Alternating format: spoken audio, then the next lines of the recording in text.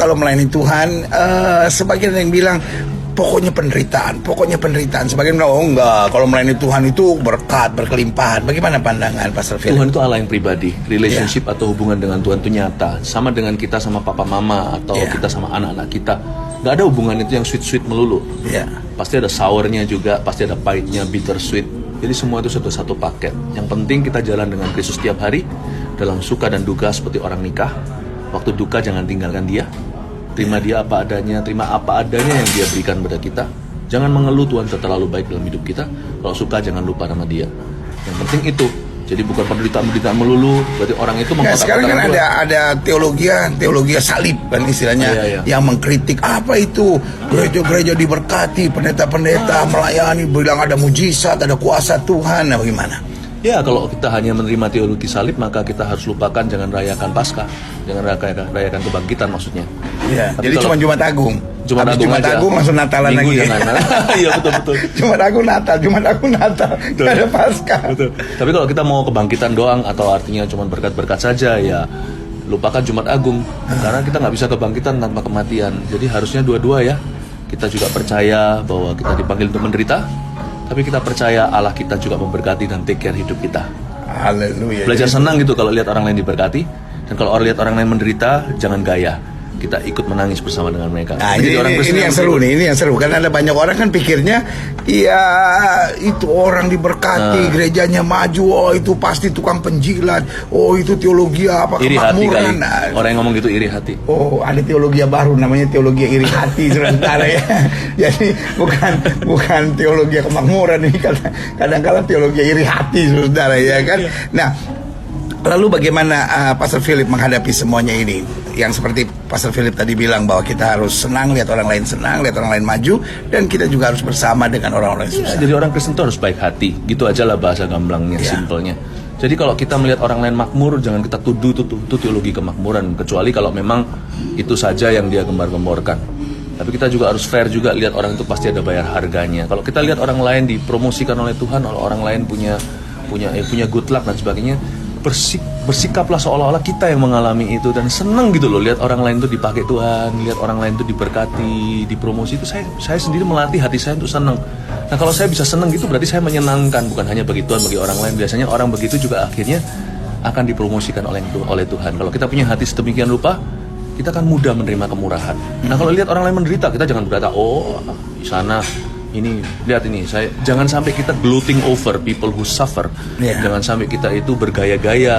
Buat saya membutuhkan hati yang busuk untuk bisa menertawakan orang, merendahkan orang di tengah kesusahannya. Betul. Dan lalu kita tuduh mereka kurang iman. Nah, itu salah. Kita tuduh mereka kurang percaya. Kamu jangan begitu. Ikut Tuhan tuh berkat, kurang sensitif, kurang peka. Kalau orang lagi susah, jangan bicara berkat sama dia. Nangis dulu sama dia. Dan sedapat mungkin tolong. Ya, tolong dia, jangan hakimin dia. Kamu begini karena dosa. Iya, kadang-kadang. Tapi kalau dia lagi menderita karena apa? Kadang-kadang nggak semua penderitaan karena dosa juga kan? Nggak semua. Tapi kalau kita lihat orang menderita, kadang-kadang kita langsung comparisonnya kita. Lihat ini, aku diberkati, kamu sakit, aku healthy. Jangan begitu, setiap orang punya susah sendiri. Rangkul dia dulu, nangis dengan dia dulu, doakan dia. Nah, setelah itu baru ingatkan dia bahwa Allah itu sanggup memberkatimu. Nah, itu pesan kita mudah diterima setelah kita menunjukkan empati.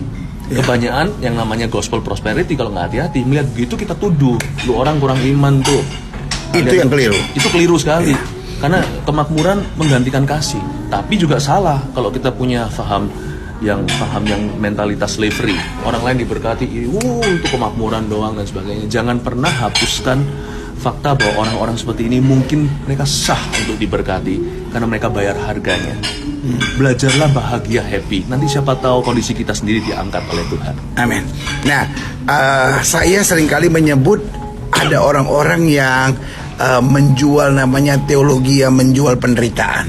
Jadi dalam khotbahnya dia terus yang dia jual istilahnya, oh hidup terus menderita, saya nih saudara menderita, saya ini. Nah, saya khawatir itu namanya teologi yang menjual penderitaan. Bagaimana pandangan Pastor Philip? Saya rasa di dalam teologi juga ada dua macam. Satunya lagi kapitalisme, satu lagi komunisme. Dua-dua bukanlah kerajaan Allah.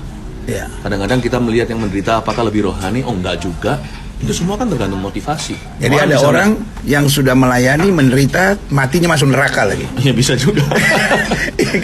Karena terlalu banyak mengeluh, jangan terlalu banyak menjual penderitaannya. Orang miskin yang jahat juga banyak, orang kaya yang jahat juga banyak. Jadi jangan anti orang miskin atau orang kaya. Kasih semua orang secara rata. Amin, amin. Kasih mereka. Kasih dengan kasih Yesus yang realistis dalam kehidupan mereka. Iya, ada sesuatu yang menarik juga waktu kita berbincang-bincang dengan Pastor Philip, yaitu Pastor Philip dapat bakat luar biasa melukis. Melukis, ya. Dan itu bukan bakat dari lahir dan bukan juga dipelajari. Bagaimana ini? Bakat yang kita percayai dan ini memang ilmiah, yaitu diturunkan saat kita dilahirkan dari kandungan mama. Dan memang saya percaya, tapi kita sebagai umat yang supranatural pilihan Tuhan, kita percaya kelahiran baru. Nikodemus tidak bisa masuk akal kan, dia bilang mana mungkin saya masuk ke dalam rahim ibu. Tapi bakat lahir baru itu powerful sekali. Bahkan saya percaya lebih powerful daripada kelahiran pertama. Jadi Tuhan bisa sertakan bakat-bakat baru ketika kita lahir baru. Atau ketika kita jalan dengan Kristus setiap hari, kita bisa minta. Kalau kita disuruh minta, ketuk, cari, berarti kan sesuatu yang kita belum punya. Amin. Kenapa nggak minta bakat? Iya. Kenapa minta ikan? Minta aja kemampuan untuk memancing ikan. Itu pun sebuah bakat. Berapa orang mancing ikan setelah dia usia tua? Ya. Nah, melukis juga sama. Saya rasa kita bisa minta talenta, asal kita ngerti purpose-nya. Tujuan saya jelas. Talenta melukis ini akan komplement talenta berkhotbah saya atau memimpin. Karena saya seorang pemimpi, melihat visual, dan saya ingin menuangkan dalam kanvas ilustrasi-ilustrasi apa yang saya dapatkan, kebenaran dan sebagainya. Saya rasa itu bisa menjadi suatu pelengkap yang luar biasa. Saya sih nggak minta semua talenta, nggak ada waktu, hidup ini singkat. Ya. Mintalah pada Tuhan bakat atau pelajari ilmu yang baru, yang berguna, yang sinergi dengan kemampuan atau keahlian utamamu. Bukan untuk jago-jago istilahnya. Bukan. Nah dari situ nanti Tuhan mau bawa lebih lanjut ke arah apa dan sebagainya, itu bonus dari Tuhan. Amin. Jadi sekarang Tuhan berkati dengan banyak lukisan-lukisan. Lukisan. Ya, Sudah berapa lukisan yang di... Nah itu saya, kalau nggak salah sudah sekitar 60 lukisan yang pernah saya lukis. Dan rata-rata bertema dari mimpi-mimpi ini. Semua kebanyakan dari mimpi, tapi yang pasti dari Alkitab. Artinya setiap lukisan itu berkhotbah. Jadi yang saya nggak mau hanya berkhotbah dengan mulut saya mau khotbah dengan jari saya. Jari yang bengkok ini loh. Oh, lihat, saya kasih dalam Tuhan. Saya ngerti sebagai saudara berkata, aneh-aneh, masa ada bakat setelah tua. Saudara gue kasih dalam Tuhan, yang berbicara adalah orang yang mengalami. Yang berbicara nyerang sini biasanya nggak dapat apa-apa, karena belum apa-apa udah nyerang dulu gitu ya kan. Jadi ada satu pandangan yang sangat menarik bahwa kita bisa dapat karunia, bakat dari kelahiran, apalagi kelahiran kembali. Dan rekan kita Pastor Philip mengalaminya dan jadi berkat buat banyak orang dengan purpose ilahi. Jadi setiap saudara bisa memilikinya juga, asal tadi dijelaskan ada doa dan ada hubungan dan ada purpose ilahi dalam kehidupan kita. Nah Pastor Philip, sebelum kita berpisah untuk program Kamu Hebat ini, apa pesan-pesan Pastor Philip buat orang-orang muda atau setiap mereka yang menyaksikan program ini? Simple aja, kasihlah Tuhan dengan segenap hatimu, kasihlah sesamamu seperti dirimu sendiri. From there, dari situ launching dari sana itu luar biasa menuju kepada perkara-perkara Allah. Udah gitu aja, jangan minta lebih, minta aja hati yang mengasihi. Setelah itu selebihnya dari Tuhan akan mengejutkanmu. What God can do. God bless you.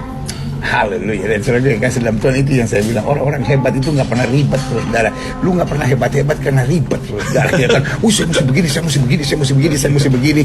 Mulai hari ini simple aja, saudara. Imani bahwa kita adalah orang-orang hebat karena Tuhan sudah membimbing kita, menguatkan kita, menyempurnakan kita. Jadi saudara gue kasih dalam Tuhan, urusan yang ribet-ribet, Yesus bilang serahkan kekhawatiranmu kepadaku. Tugas kita mengasihi Tuhan, mengasihi sesama, hati penuh kasih, maka hal-hal yang dahsyat akan terus terjadi. Sekali lagi, kamu hebat. Dari saya Gilbert Moindong bersama dengan rekan saya Pastor Philip Mantova. Haleluya.